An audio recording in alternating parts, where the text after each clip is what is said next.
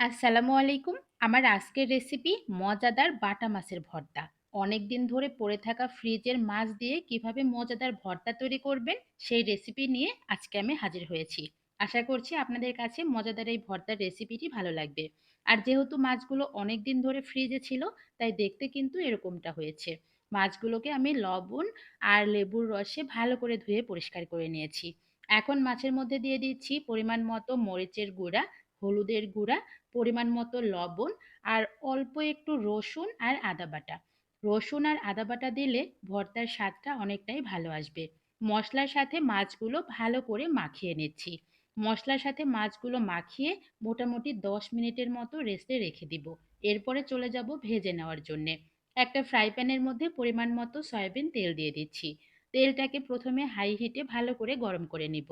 তেলটা গরম হয়ে গেলে একটা খুন্তির সাহায্যে তেলটাকে কড়াইয়ের চারপাশে ছড়িয়ে দিলাম। গরম তেলের মধ্যে মাখিয়ে রাখা মাছের টুকরাগুলো দিয়ে দিচ্ছি। আমি কিন্তু আজকে বাটা মাছের ভর্তা তৈরি করে দেখাবো, তবে আপনাদের হাতের কাছে যে কোনো মাছ দিয়ে এই মজাদার ভর্তাটা একই পদ্ধতিতে তৈরি করে নিতে পারবেন। মাছের এক পাশটা ভালো করে ভাজা হয়ে গিয়েছে, আমি উল্টিয়ে দিয়ে অপর পাশটাও ভালো করে ভেজে নিব। মোটামুটি 10 মিনিটের মতো সময় নিয়ে মাছগুলোকে কড়া করে ভেজে নিতে হবে। মাছগুলো খুব ভালো করে ভাজা হয়ে গিয়েছে। এখন মাছগুলোকে একটা সাইড করে নিয়ে ওই তেলের মধ্যে আমি কয়েকটা রসুনের কোয়া ছেড়ে দিলাম। এই পদ্ধতিতে ভর্তা বানানোর জন্য রসুনের কোয়াটা অবশ্যই ব্যবহার করবেন, তাহলে ভর্তার স্বাদ অনেক ভালো আসবে। সবকিছু ভালো করে ভেজে নিয়ে যখন মাছগুলো হালকা করে ঠান্ডা হয়ে এসেছে, এই পর্যায়ে মাছের কাঁটাগুলো বেছে নিব। বাটা মাছে একটু কাঁটা বেশি থাকে, তাই এই কাজটা করা একটু কঠিন। তারপরেও কষ্ট করে ভালো করে মাছের কাঁটাগুলো বেছে নেওয়ার চেষ্টা করছি। যতটুকু পারছি ভালো করে মাছের কাঁটা পরিষ্কার করে নিয়েছি। ব্যাস হয়ে গিয়েছে।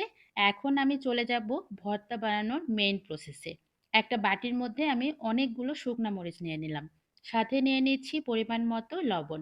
লবণটা অবশ্যই বুঝে ব্যবহার করবেন, কারণ যখন মাছগুলো মাখিয়ে নিয়েছি তখনও কিন্তু লবণ ব্যবহার করেছি।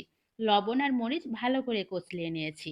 এখন এর মধ্যে দিয়ে দিলাম অনেক বেশি করে পেঁয়াজ কুচি। তবে যারা পেঁয়াজ কাঁচা খেতে পছন্দ করেন না, তারা কিন্তু হালকা করে ভেজে নিতে পারেন। লাস্টে দিয়ে দিচ্ছি 1 চামচের মতো সরিষার তেল। সবকিছু একসাথে ভালো করে মাখিয়ে নিয়ে এখন বেছে রাখা মাছগুলো দিয়ে দিলাম। আর কোনো কাজ নেই, এখন ভালো করে নেড়েচেড়ে ভর্তাটা বানিয়ে নিব। গরম গরম ভাতের সাথে এই ভর্তাটা যে কত বেশি মজার, যারা খেয়েছেন তারা তো জানেন।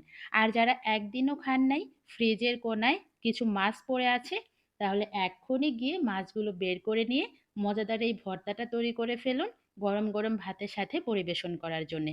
দেখবেন বাসার সবাই খেয়ে অনেক বেশি প্রশংসা করবে। তো সবাই ভালো থাকবেন। আমার ভিডিওটি যদি ভালো লেগে থাকে অবশ্যই একটু কমেন্টস করে জানাবেন। আজকে চলে যাই। আল্লাহ হাফেজ। আসসালামু আলাইকুম।